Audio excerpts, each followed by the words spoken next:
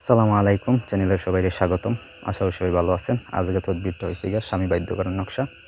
মানে আপনার স্বামীকে আপনি বাধ্য করে রাখতে পারবেন।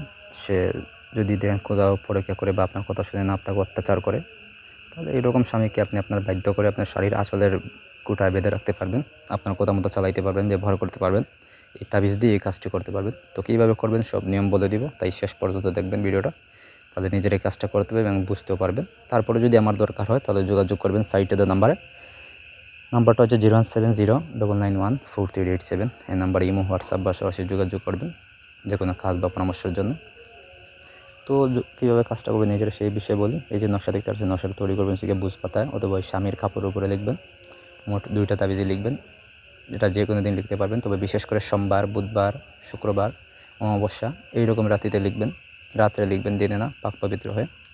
তো লিখবেন হচ্ছে ডালিমের ডাল দিয়ে কালি হিসেবে ব্যবহার করবেন জাফরান, মেশক, এই কস্তুরি, তারপর হচ্ছে গিয়া কামসিঁদুর, তারপরে হচ্ছে আপনার শরীরে যদি রক্ত দিতে পারেন তাহলে রক্ত দেবেন, নাহলে বীর্য দেবেন দিয়ে, অথবা পেশাব দেবেন দিয়ে আপনি একসাথে মিক্স করে কালি তৈরি করে ওই কালি দিয়ে লিখবেন। ঠিক আছে?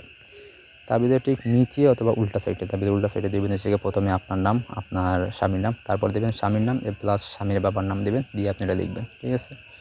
লিখে হয়ে গেলে আপনি করবেন কি, একটা হচ্ছে আপনার সঙ্গে ধারণ করবেন। আর যদি স্বামী আপনার দ্বারের কাছে থাকে, মানে আপনার কাছেই থাকে প্রতিদিন, তাহলে করবেন কি, এই পানিতে এটা ভিজাইবেন, ভিজে তার পানি পান করাইবেন, অথবা হচ্ছে পানিতে এটা ভিজানোর পরে যে এলাচ, ডালচিনি আছে বা মিষ্টি জাতীয় কোনো কিছু আছে ওই তাবিজের সাথে ভিজায় রাখবেন 3 দিন।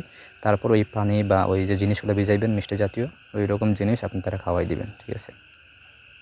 এগুলো খাওয়াই দিলে আপনার স্বামী আপনার প্রতি বশীভূত হয়ে যাব, আপনার গোলাম হয়ে যাব আর কি। ওই রকম আপনার কথা শুনবে, অত্যাচার তো দূরের কথা, আপনার কথা মতো চলবে ফিরবে, আপনার কথা কোনো কিছু ফেলতে পারবে না।